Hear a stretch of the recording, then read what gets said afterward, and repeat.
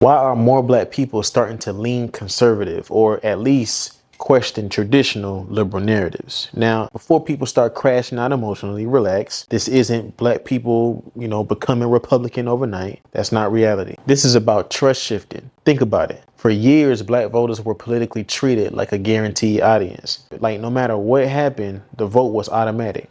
But here's the part nobody wants to admit. A lot of younger black people are starting to question everything now.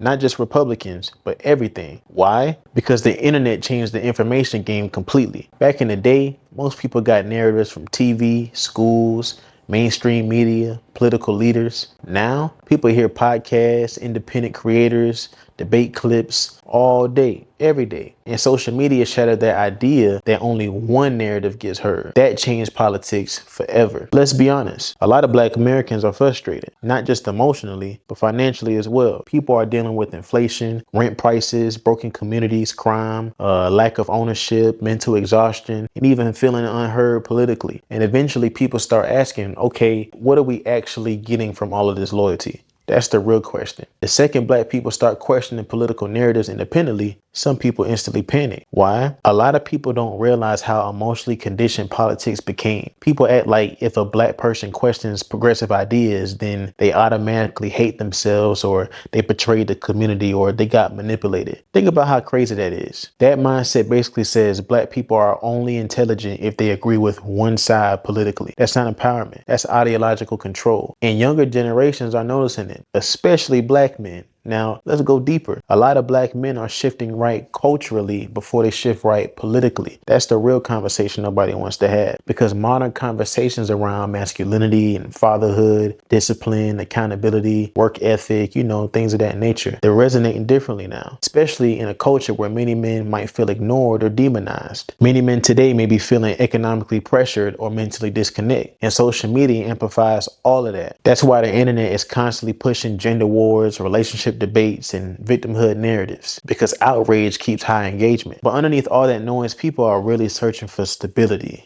order, identity, or sense of purpose, control over their lives. That's human nature. And let's be honest, some black Americans are getting tired of feeling like every conversation starts and ends with oppression. Now, before people twist my words, listen carefully. Racism exists, bias exists, historic inequality exists. But here's the real part nobody wants to admit. If all people hear constantly is the system is against you, you can't win, everything is rigged, you powerless, eventually people are either going to become angry or mentally defeated. That's just psychology. And some people are starting to reject narratives that only emphasize struggle without emphasizing agency. That doesn't mean people ignoring history. No, it just means people want more conversations about ownership, economic growth, family structure, discipline, stuff that's actually going to provide solutions. A lot of us are done with the permanent outrage. Algorithms don't push balance, they push emotion. So now politics feels like a sport or a religion or a gang affiliation instead of serious problem solving. And both parties manipulate emotions in different ways. One side sells fear of oppression and the other side sells fear of collapse. Meanwhile, regular people are still trying to survive inflation and figure life out. Think about it. The average person not waking up thinking about internet debates. Nah, they worried about bills, family, safety, purpose, opportunity. That's the reality. And here's what I think a lot of people are really reacting to. People are craving authenticity now. Not polished politicians, not scripted outrage, not performative activism. We're talking about authenticity. That's why more people are listening to podcasts like mine, independent voices like mine, unfiltered conversations like this platform. Institutional trust is collapsing across the board. That's what we're seeing happen politically. Not everybody becoming conservative overnight, but people becoming less emotionally loyal to one narrative. Big difference. And honestly, that's probably healthier for society, because emotional reactive people are easy to control. That's why I keep telling people, protect your mind. Seriously, question narratives from every direction. Don't let politics become your identity. Build skills, build discipline, build leverage, build emotional intelligence, build community, because no politician is coming to save you. That responsibility is still yours. And once people understand that, everything changes. It's your boy Benny Bills. Till next time,